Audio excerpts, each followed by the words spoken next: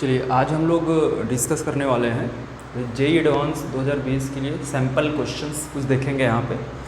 तो पहले हम लोग बात करेंगे इलेक्ट्रोस्टैट से किस तरीके से क्वेश्चन पूछे गए हैं या फिर और कैसा हो सकता है क्वेश्चंस, उसके बारे में डिस्कस करते हैं। तो आपको यहाँ पे कंसेप्ट समझना है कि अगर क्वेश्चन आते हैं तो उसका क्या कंसेप्ट होगा, देन आप आगे क्वेश्चन सॉल्व करेंगे। तो मैं पहला क्वेश्चन ले रहा हूँ। पहला क्वेश्चन हमारा है कि भाई 3 charges -Q1 + Q2 and -Q3 are placed as shown in figure. आपको फिगर गिवन है, the x component of the force on -Q1 is proportional to.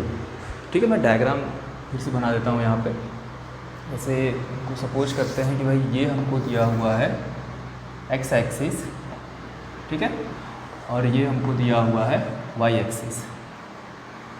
यहाँ पे एक चार्ज रखा हुआ है -Q1, ठीक है, और यहाँ पे एक चार्ज रखा हुआ है, यहाँ पर एक चार्ज रखा हुआ है +Q2, ठीक है, और एक चार्ज यहाँ पे रखा हुआ है -Q3, ठीक है। ये एंगल आपको दिया हुआ है थीटा। ये साइड हमको दिया हुआ है A और ये साइड हमको दिया हुआ है B, या ये डिस्टेंस हमको दिया हुआ है B। अब बताना है कि यहाँ पे एक्स एक्सिस की डायरेक्शन में फोर्स जो होगा वो किसके डायरेक्टली प्रोपोर्शनल होगा। ऑप्शन आपको गिवन है, तो चलिए सॉल्व करते हैं। तो देखिए सबसे पहले क्या करेंगे, हमको Q1 पे पूछा है फोर्स, तो पहले लोग Q1 पे फोर्स निकालने की कोशिश करते हैं। तो देखिए ये Q3 क्या करेगा, इस पर फोर्स लगाएगा कि इस पर भी नेगेटिव चार्ज है, इस पर भी नेगेटिव चार्ज है, जाहिर सी बात है इस पर रिपल्सन फोर्स होगा कहीं इस डायरेक्शन में होगा, ठीक है। इसको एक नाम दे देते हैं, कुछ पॉइंट आपको गिवन नहीं है, तो चलिए मैं इसको F1 ले लेता हूँ। ये जो फोर्स लगा वो F1 लगा। सिमिलरली देखिए इनके बीच भी फोर्स लगेगा, तो Q1 पे जो फोर्स लगेगा, देखिए ये पॉजिटिव फोर्स, ये नेगेटिव फोर्स है, तो Q1 पे जो फोर्स लगेगा वो अट्रैक्टिव फोर्स होगा, मतलब इसका डायरेक्शन कुछ इस तरीके से होगा। मैं मान लेता हूँ कि F2। अच्छा, अगर ये थीटा है तो ये भी क्या होगा थीटा। यहाँ से F1 के दो कंपोनेंट आएगा, एक हॉरिजॉन्टल कंपोनेंट आएगा, एक वर्टिकल कंपोनेंट आएगा।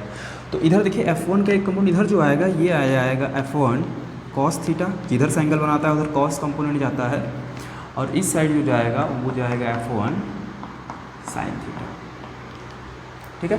अब हमको बोला है कि भाई एक्स डायरेक्शन में जो फोर्स होगा वो किसके डायरेक्टली प्रोपोर्शनल होगा। तो एक्स डायरेक्शन की बात कर रहे हैं, केवल एक्स डायरेक्शन की बात करेंगे। तो एक्स डायरेक्शन में देखिए हमारा जो नेट फोर्स होगा, एक्स डायरेक्शन में नेट फोर्स Fx लिख रहा हूँ, ये हो जाएगा F2 + F1 sin थीटा। अच्छा, पहले F1 और F2 की वैल्यू लिख लेते हैं। तो F1 देखिए क्या होगा, F1 ये वाला फोर्स है, तो K Q1 Q3/A²। ऐसे F2 क्या हो जाएगा हमारा K, इनके बीच जो फोर्स लगा है ये हो जाएगा Q1 Q2/B², ठीक है। ये हमारा F2 मिल गया। अब वैल्यू पुट करते हैं, तो Fx देखिए क्या हो जाएगा, तो Fx = F2 है हमारा K Q1 Q2/B² प्लस इसकी बात करते हैं, F1 की बात करते हैं हम लोग। F1 हमको गिवन है कि Q1 Q3/A² sin थीटा। अभी ऑप्शन पे आते हैं। ऑप्शन हमको गिवन है कुछ, तो अभी तक ऑप्शन मैच नहीं कर रहा है हमारा, ठीक है। यहाँ से कुछ चीज़ें कॉमन ले लेते हैं। तो यहाँ देखिए Q1 × K हमारा कॉमन होगा, यहाँ क्या मिलेगा भाई, Q2/B² plus Q3/A² sin theta, ठीक है। अब ऑप्शन चेक करते हैं हम लोग। तो डायरेक्टली प्रोपोर्शनल पूछा है, तो देखिए यहाँ पे जो ये वैल्यू हमारा है ये पूरा कांस्टेंट है K, ठीक है। Q1 पे हमारा फिक्स रहेगा बिल्कुल, तो ये पूरा चीज़ क्या किया गया है, इसने कांस्टेंट लिया हुआ है। तो जो Fx होगा वो डायरेक्टली प्रोपोर्शनल हो जाएगा हमारा, Fx जो होगा वो डायरेक्टली प्रोपोर्शनल हो जाएगा Q2/B plus Q3/A² sin theta के, ठीक है। अब इसमें से जो भी ऑप्शन करेक्ट होगा, देखते हैं कौन सा ऑप्शन करेक्ट है। तो इसका जो ऑप्शन हमारा करेक्ट है वो है ऑप्शन सी करेक्ट ऑप्शन है। तो Q2/B² plus Q3/A² sine theta, तो ऑप्शन सी जो है इसका करेक्ट होगा, सी ऑप्शन, ठीक है। सी, इस क्वेश्चन का ऑप्शन सी जो होगा वो हमारा करेक्ट होगा यहाँ पे, ठीक है।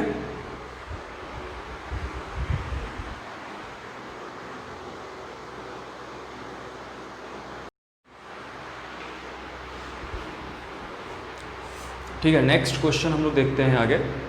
क्वेश्चन गिवन है हमको, 4 similar charges plus q are placed at origin O, B, C and D। आपको फिगर में गिवन है, shown in figure the angles are as shown, charges at B, C and D are equidistance from O at a distance of A. The forces of repulsion experienced by charge at O due to charges at B and D along CO are equal. Given by आपको given हुआ, तो find the relation between θ1, θ2 and θ3। चलिए भाई देखिए आपको क्या question दिया हुआ है। यहाँ पे बोला है एक पॉइंट है O ले लेते हैं, ठीक है, और एक चार्ज आपको यहाँ पे गिवन है, एक चार्ज यहाँ पे गिवन है और एक चार्ज आपको यहाँ पर गिवन है, ठीक है। और ये पॉइंट हम ले लेते हैं कि ये पॉइंट B है, ये पॉइंट C है और ये पॉइंट D है, ठीक है।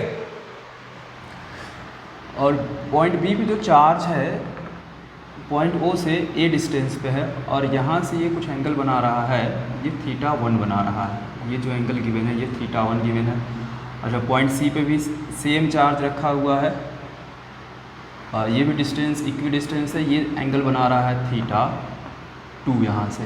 ऐसे D पे भी सेम चार्ज रखा हुआ है, सेम डिस्टेंस पे है और ये एंगल बना रहा है भाई θ1, ठीक है।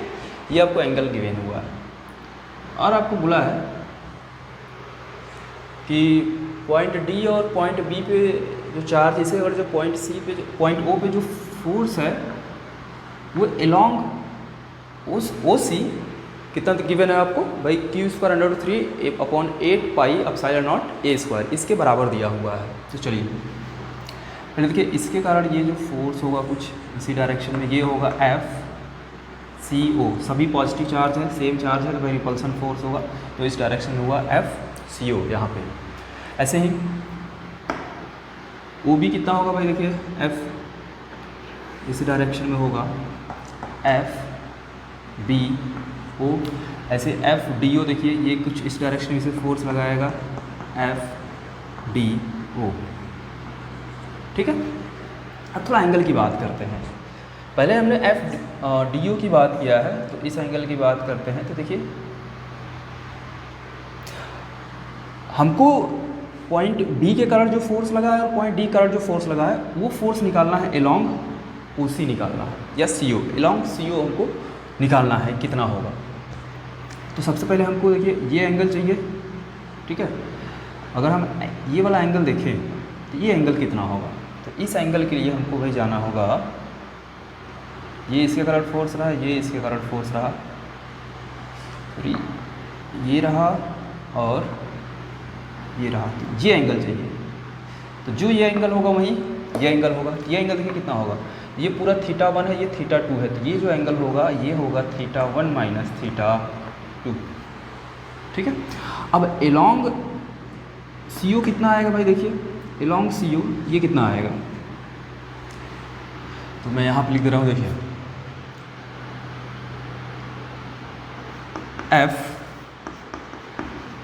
FBO cos θ1 minus θ2 is equal to along CO। आपको फोर्स दिया हुआ, कितना फोर्स गिवन है भाई क्वेश्चन में, Q²√3 अपॉन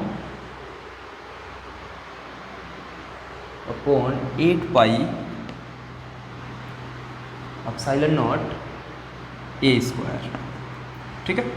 अच्छा, FBO की बात कर लेते हैं। ये वाला जो इस पे जो फोर्स होगा, ये फोर्स होगा कितना, अगर इसकी बात करें FBO देखिए कितना होगा, ये होगा 1/4πε0 Q²/A² cos θ1 minus θ2 is equal to Q square root 3/8 pi epsilon naught a square. देखिए कुछ कैंसिल हो रहा है, ए स्क्वायर से ए स्क्वायर कैंसिल, ये पूरा इसे कैंसिल, 4 से कैंसिल हो, 2 क्यू स्क्वायर से क्यू स्क्वायर कैंसिल। इसका मतलब ये हुआ कि भाई cos θ1 minus θ2 is equal to आ गया रूट 3/2। और cos θ1 माइनस θ2 किस वैल्यू के लिए रूट 3/2 होगा भाई? तो cos, अब यहाँ से देखिए मैं डायरेक्ट लिख रहा हूँ, तब θ1 माइनस θ2 की वैल्यू यहाँ से कितना आ जाएगा, फिर ये 30 डिग्री आ जाएगा। ये इक्वेशन 1 ले लीजिए, θ1 माइनस θ2 की वैल्यू कितना होगा, 30 डिग्री होगा। ये हो गया इक्वेशन 1। ऐसे ही अगर हम इस एंगल की बात करें, अब हमको DO 4FDO निकालना है अलोंग CO। तो FDO पहले देखते हैं कितना होगा भाई। तो उसके लिए हमको चाहिए एक तो इसके बीच का एंगल चाहिए और इसके बीच का एंगल चाहिए, ये वाला एंगल चाहिए। तो अगर ये एंगल देखें, ये एंगल कितना होगा, ये पूरा θ2 है, ये θ1 है, तो ये एंगल जो मिलेगा हमको कुछ चेंज हुआ, गड़बड़ हुआ है, ये एंगल होगा θ3, ठीक है। तो ये जो होगा θ2 माइनस θ3, ये एंगल होगा। अब एलोंग OC देखिए फोर्स कितना होगा, यहाँ पे देख लीजिए। तो FDO cos θ2 minus θ1 is equal to, अब एलोंग OC फोर्स कितना है, यही सेम फोर्स है, कितना भाई, Q square by root 3/8 pi epsilon naught a square, ठीक है। अब FDO कितना होगा, फिर से वही FDO, ये फोर्स इस पे, इसके बीच जो फोर्स लगेगा वो कितना होगा, देखिए Q square by 4 pi epsilon naught a square into cos θ2 minus θ3, cos θ2 minus θ3 is equal to Q square root 3/8 pi epsilon naught a square. अब क्यू स्क्वायर से क्यू स्क्वायर कैंसिल, ये इससे पूरा कैंसिल करेंगे तो यहाँ नीचे 2 बचेगा, मतलब cos θ2 minus θ3 is equal to लिख सकते हैं रूट 3/2। फिर से देखिए, इसका मतलब ये हुआ कि θ2 माइनस θ3 इज इक्वल टू फिर से 30 डिग्री, ये इक्वेशन सेकेंड। अब फ्रॉम इक्वेशन फर्स्ट और सेकेंड से अगर हम देखें तो लिख सकते हैं कि भाई θ1 minus θ2 is equal to θ2 minus θ3, ठीक है। अब देखिए थोड़ा इसको अगर चेंज करें तो 2θ2 इज इक्वल टू मैं लिख सकता हूँ θ1 प्लस θ3। तो चलिए इसको रहने देते हैं, ऑप्शन चेक करते हैं, कोई ऑप्शन देखते हैं कौन सा ऑप्शन करेक्ट है। तो इसका option second, B option correct है, यही हमारा आंसर होगा। तो बी ऑप्शन हमारा करेक्ट आएगा यहाँ से, ठीक है।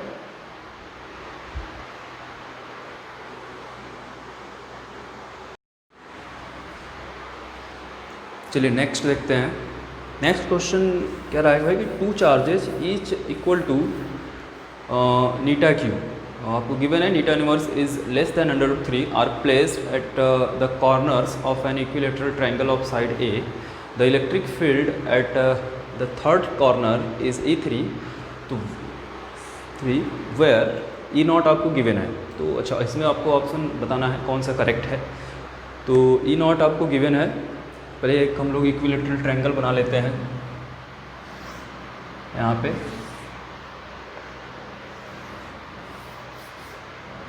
इसके 2 कॉर्नर्स पे चार्ज रखा हुआ है, ठीक है। कितना रखा हुआ भाई, नीटा क्यू, ठीक है। तो और यहाँ पे जो नेट फोर्स है वो किसके बराबर आ रहा है तब भाई, सॉरी नेट इलेक्ट्रिक फील्ड जो है वो E3 के बराबर आ रहा है। तो E3 की वैल्यू पहले हम निकालते हैं, फिर यहाँ पे रिलेशन चेक करेंगे जो भी ऑप्शन कौन सा हमारा करेक्ट होगा। और एक चीज़ और आपको गिवन है कि भाई नीटा इनवर्स इज लेस देन √3, इसकी बात बाद में करेंगे। एक चीज़ और आपको गिवन है कि जो E0 की वैल्यू है ये हमको गिवन है Q/4 pi epsilon naught a square, और ये सभी डिस्टेंस भी सभी साइड इसका ए दिया हुआ है। तो पहले हम लोग यहाँ पे नेट इलेक्ट्रिक फील्ड निकालते हैं। देखिए ये पॉजिटिव चार्ज है, इसके कारण इलेक्ट्रिक फील्ड जो होगा वो इस डायरेक्शन में होगा, और इसके कारण यहाँ पे इलेक्ट्रिक फील्ड इस डायरेक्शन में होगा। इसको मैं मान लेता हूँ कि चलिए ये E1 है और ये E2 है। रिजल्टेंट इलेक्ट्रिक फील्ड E3 यही होगा हमारा। तो E3 की वैल्यू देखिए पहले निकाल लेते हैं कितना होगा। तो E3 इज इक्वल टू लिखा जाएगा resultant E1 square plus E2 square plus 2 E1 E2। अच्छा, ये सभी एंगल 60 डिग्री होगा, इक्विलैटरल ट्रायंगल है तो